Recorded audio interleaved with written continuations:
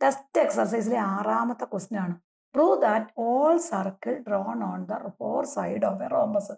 ഒരു റോംബസിന്റെ 4 side diameter ആക്കി എടുത്ത് നമ്മൾ 4 സർക്കിൾ വരച്ചിട്ടുണ്ട്.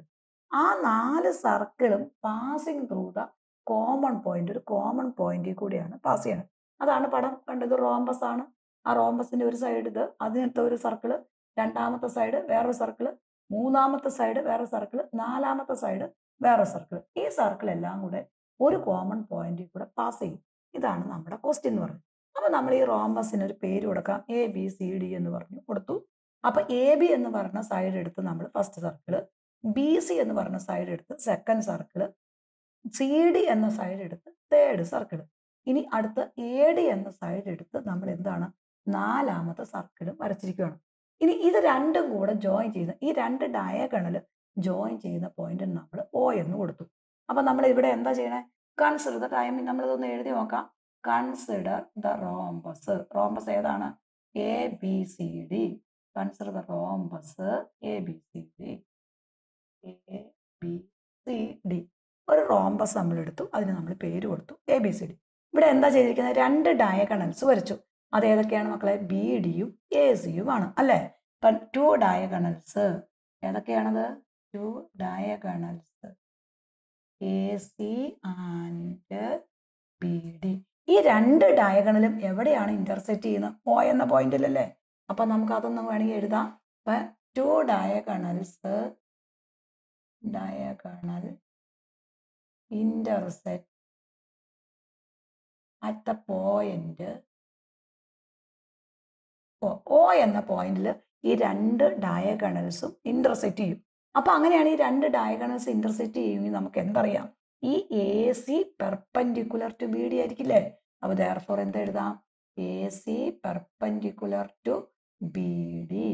കാരണം എന്താണ്, നമ്മൾ ഇത് റോംബസ് ആണ്, റോംബസിന്റെ ഡയഗണൽസ് ബൈസെക്ട് ഈച്ച് അതർ ആണ് അല്ലെ? അപ്പൊ അവിടെ നമുക്കറിയാം diagonals perpendicular to each other.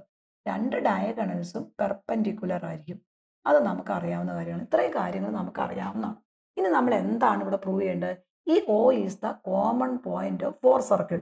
അപ്പൊ നമ്മൾ പ്രൂവ് ചെയ്യേണ്ടത്, to prove O is the common point, O എന്ന് പറയുന്ന കോമൺ പോയിന്റ് ഓഫ് 4 സർക്കിൾ. അപ്പൊ നമുക്കിവിടെ ഈ ഒരു ക്വസ്റ്റിനകത്ത് നിന്ന് എന്തൊക്കെ കാര്യങ്ങൾ അറിയാം? ഒരു റോംബസ് ABCD ആണ്. കൺസിഡർ നമ്മൾ റോംബസ് ABCD എടുത്തു. അതിനകത്ത് നമ്മൾ രണ്ട് ഡയഗണൽസ് വരച്ചു. AC എന്ന് പറയുന്നതും BD എന്ന് പറയുന്നതും. അപ്പൊ ദ ഡയഗണൽസ് ആർ എന്താണ്, ഇന്റർസെക്ട് ചെയ്യുന്ന പോയിന്റ് O എന്ന് എടുത്തു. അപ്പൊ നമുക്ക് എന്തറിയാം, ഈ AC പെർപെൻഡിക്കുലർ ടു BD ആണ്. കാരണം റോംബസിന്റെ ഡയഗണൽ ബൈസെക്ട് ചെയ്യും. ഇനി എന്താണ് പ്രൂവ് ചെയ്യേണ്ടത്? ഇനി 4 സർക്കിളും പാസ് ചെയ്യുന്ന കോമൺ പോയിന്റ് ആണ് ഈ O എന്നാണ് നമുക്കിവിടെ പ്രൂവ് ചെയ്യേണ്ടത്. ഇവിടെ നമുക്ക് ഈ ഫിഗറിൽ നിന്ന് എന്താ എഴുതാം? ആംഗിൾ BOC എന്ന് പറഞ്ഞാൽ എത്രയാണ്? ആംഗിൾ BOC എന്ന് പറഞ്ഞാൽ 90 ഡിഗ്രി. അതുപോലെ ആംഗിൾ COD എന്താ? Angle COD equal to 90 degree. അതുപോലെ ആംഗിൾ AOD എന്ന് പറഞ്ഞാൽ എന്താണ്? Angle AOD equal to 90 degree. Angle AOB equal to ഇതെല്ലാം ഒരുമിച്ച് എഴുതിയാൽ മതി, ഈക്വൽ ടു 90 ഡിഗ്രി. കാരണം ഇതെല്ലാം സെമി സർക്കിളിലെ ആംഗിൾ ആണ്. അപ്പൊ ഈ ഒരു BC എടുത്തു കഴിഞ്ഞാൽ അത് ഇതുണ്ടോ, ഈ ഒരു സെമി സർക്കിളാണ് വരുന്നത്. അപ്പൊ ഈ സെമി സർക്കിളിലെ ആംഗിൾ അല്ലേ ഇത്, ഇങ്ങോട്ട് നോക്കുക നേരെ. അപ്പൊ സെമി സർക്കിളിലെ ആംഗിൾ എപ്പോഴും എന്തായിരിക്കും? 90 ആയിരിക്കുമല്ലോ. അതുപോലെ ഈ ഒരു സൈഡ് എടുത്തു കഴിഞ്ഞാൽ ഇതൊരു സെമി സർക്കിളാണ്. ആ സെമി സർക്കിളിനകത്തുള്ള വരുന്ന ആംഗിൾ ആണ് ഈ ഒരു ആംഗിൾ. അപ്പൊ ആംഗിൾ AOCയും ഈ BOCയും ആംഗിൾ CODയും ആംഗിൾ AODയും ആംഗിൾ AOBയും ഈ 4 ആംഗിളും എന്തായിരിക്കും? 90 ഡിഗ്രി ആയിരിക്കും. കാരണം എന്താണ്? Angle in A semi circle, semi circle ആണ്.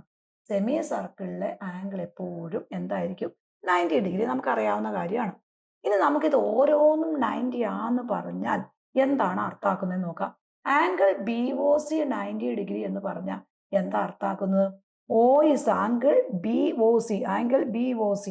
അപ്പൊ O is the point on the circle with diameter BC അല്ലേ? അപ്പൊ നമുക്ക് അതങ്ങ് എഴുതാം. O is the point on a circle with diameter ഏതാണ്? ഇവിടെ നോക്കിയാൽ മതി, B C, diameter B C. അപ്പൊ ആംഗിൾ ബി ഒ സി എന്ന് പറയുന്നത് ഓ എന്ന് പറയുന്ന പോയിന്റ് ആണ്. ഏതാണ്? ബി സി എന്ന ഡയമീറ്റർ വരുന്ന സർക്കിളിൽ വരുന്ന പോയിന്റ് ആണ്. അപ്പൊ നമ്മൾ അത് അങ്ങനെ തന്നെ എഴുതി. ഇനി ആംഗിൾ സി ഒ ഡി ഇതേ റീസൺ തന്നെയല്ലേ? അപ്പൊ that is equal to 90 degree.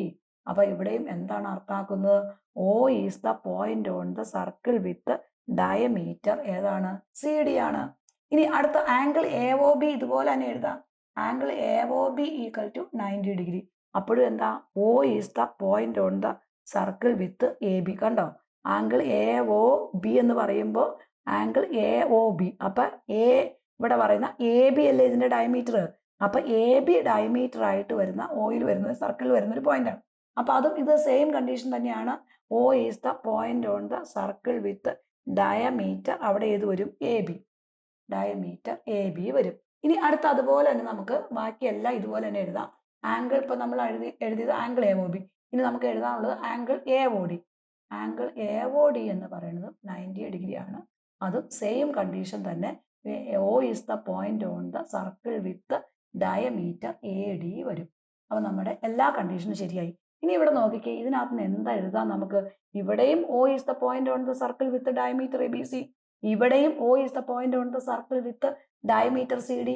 ഇവിടെയും O is the point on the circle with A B ആണ്. അപ്പൊ ഈ 4 സർക്കിളിലും ആര് കോമൺ ആണ്? ഓ കോമൺ അല്ലേ? അപ്പൊ therefore O is the common point of four circle. 4 സർക്കിളിന് 4 സർക്കിളിനും ഓ എന്ന് പറയുന്നത് കോമൺ പോയിന്റ് ആണ്. അപ്പൊ 4 circle passing through common point O അല്ലേ? അപ്പൊ നമുക്ക് എന്ത് എഴുതാം? That is hence the result എന്ന് എഴുതിയാൽ മതി നിങ്ങൾ. Hence the result. പിന്നെ ഒന്നുകൂടെ എഴുതണമെന്നൊന്നുമില്ല, സമയം ഉണ്ടെങ്കിൽ എടുത്തെഴുതും.